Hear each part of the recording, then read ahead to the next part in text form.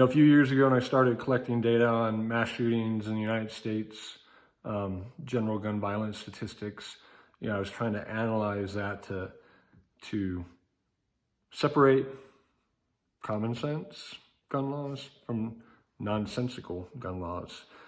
And the reality is there wasn't a whole lot in the common sense, and everything fell into the nonsense. And it kind of became a drive and a focus that this isn't going to work because this doesn't do what you think it does.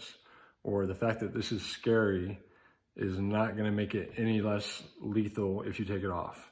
A new 2021 assault weapons ban was introduced into the House last week.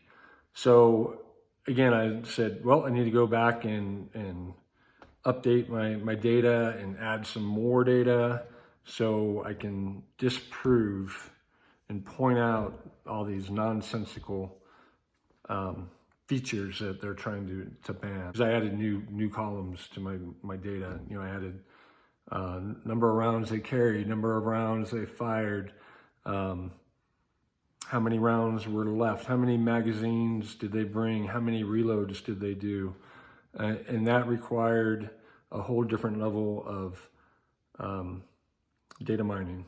And I had to look at sources that I wasn't looking at before. And, I had to look at crime scene reports and after action reports. And, if the murderer had lived, I had to read through the court cases and the autopsy reports. And, what really happened is all those numbers that I've been collecting for years, all of a sudden started getting names to them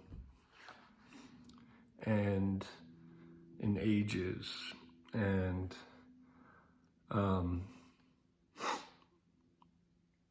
how they died, and what caliber bullet entered what part of their body and ruptured what other part.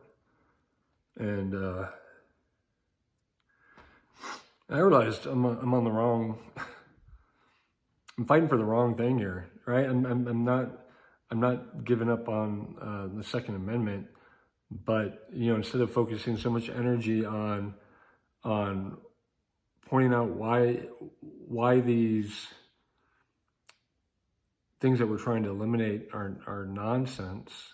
Because I do think it's still important to point out that they're nonsense and explain why, but I'm making no effort to be part of that team that says, but here is something that might work.